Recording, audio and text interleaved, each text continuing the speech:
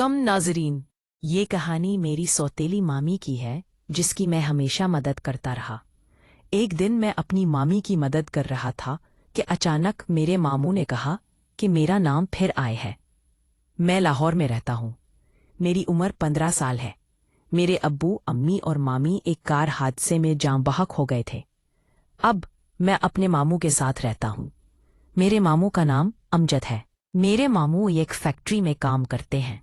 मेरे मामू रोजाना एक वान लड़की को घर लेकर आते थे और उसके साथ अपनी रातें रितायन करते रहते। एक दिन मैंने अपने मामू के कमरे से अजीब सी आवाजें सुनी तो मैंने कमरे की खिड़की से जो देखा, मेरे तो होश ही उड़ गए। मैंने मामू से कहा कि आप दूसरी शादी कर ले। मेरे मामू ने दूसरी शादी कर ली थी। मेरी सौतेली मामी की उम्र 23 साल थी। मेरे मामू की उम्र तकरीबन 40 साल थी। मेरे मामू काम के बहुत बड़े जिम्मेदार थे, इसलिए तमाम औरतों की ख्वाहिश थी कि मामू से शादी करें। लेकिन मामू फैक्ट्री जाते थे और वहां बहुत सी लड़कियां काम के लिए आती थी। वहां मामू को की एक लड़की पसंद आ गई।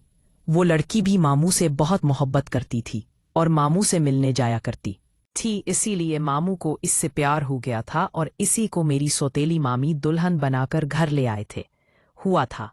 इसलिए मेरे मामू मुझसे बहुत मोहब्बत करते थे और इसी वजह से मेरी सौतेली मामी भी मेरा ख्याल रखती थी।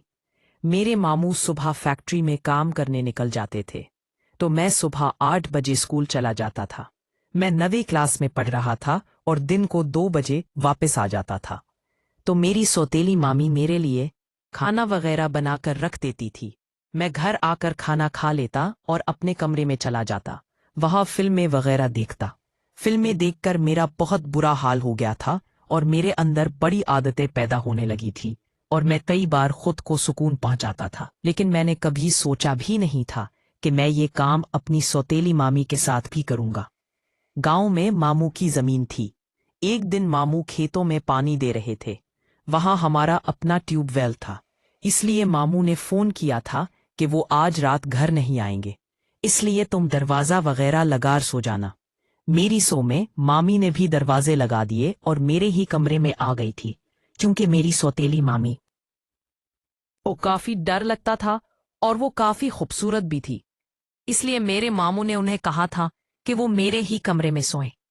तो मेरी सौतेली मामी रात के 9 बजे मेरे कमरे में आ गई थी। मुझे अपने कमरे में इनकी मौजूदगी अच्छी नहीं लग रही थी क्योंकि मैं रात को मैं वगैरह देखा था और अपनी लरी पूरी करता था और आज की रात मेरे लिए काम होना नामुमकिन था। इसलिए मुझे अपनी सौतेली मामी पर गुस्सा आ रहा था। जब मेरी सौतेली मामी मेरे कमरे में आई तो वो मुझसे बातें करने लगी और बातों बातों में मुझसे पूछने लगी कि क्या तुम्हारी कोई लड़की दोस्त है।